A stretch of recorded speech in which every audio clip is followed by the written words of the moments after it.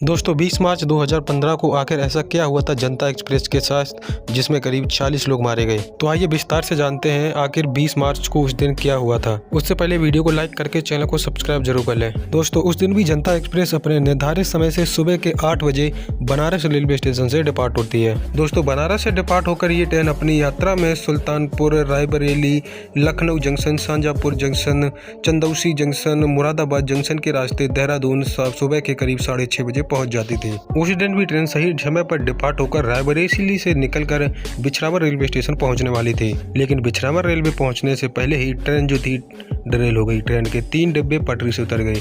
इस हादसे में करीब 40 लोग मारे गए और 300 से ज्यादा लोग जख्मी हुए थे। जैसे ही हादसा हुआ तो तुरंत ही जो गंभीर रूप से घायल थे उन लोगों को तुरंत ही लखनऊ के ट्रॉमा हॉस्पिटल में भर्ती कराया, लेकिन वहां पर 8 यात्रियों की तुरंत ही मौत हो गई। अब ये सवाल यहाँ पर ये उठ रहा था कि आखिरी हादसा हुआ कैसे, तो चलिए आइए जानने की कोशिश करते हैं। दोस्तों दरअसल जो जनता एक्सप्रेस थी उस ट्रेन का ब्रेक फेल हो गया था। अब ये ब्रेक फेल हुआ कैसे, तो आइए ये भी जानते हैं। दोस्तों दरअसल जब ट्रेन रायबरेली रेलवे स्टेशन से निकली थी तो वहां पर जो गार्ड साहब थे उन्होंने ब्रेक पाइप खुद ना कस के किसी अनजान व्यक्ति से कसवाए, और उस व्यक्ति ने जो ब्रेक पाइप थे उनको ठीक तरह से नहीं कस पाया, जिससे कि ट्रेन के चलते ही ब्रेक पाइप खराब हो गए और ब्रेक प्रेशर रिलीज नहीं हुआ। दोस्तों ट्रेन जो थी वो जैसे ही बछरवा रेलवे स्टेशन पर पहुंचने वाली थी और ट्रेन को वहां पर रुकना भी था, तो लोको पायलट साहब ने जैसे ही ब्रेक लगाया तो ब्रेक लगे ही नहीं। उसके बाद लोको पायलट साहब ने जो स्टेशन मास्टर थे उनको फ़ोन करके बताया कि ट्रेन में ब्रेक नहीं लग रहा है, ट्रेन का ब्रेक फेल हो गया है और ट्रेन की स्पीड कम नहीं हो रही थी। और उसी वक्त गंगा गोमती एक्सप्रेस के आने का भी समय हो गया था।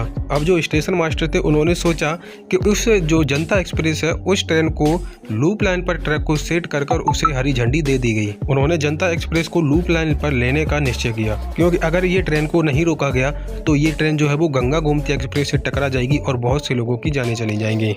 अब इसी बात का ध्यान रखते हुए स्टेशन मास्टर ने जनता एक्सप्रेस को लूप लाइन पर लेने का निश्चय किया, और इसके बाद जैसे ही 110 किलोमीटर प्रति घंटा की रफ्तार में आ रही जनता एक्सप्रेस लूप लाइन में एंटर कर दी है तो तुरंत ही उसके जो 3 डब्बे थे वो पटरी से उतर जाते हैं। अब दोस्तों आप ही कमेंट करके बताइए आपको किसकी गलती इस हादसे में लग रही है।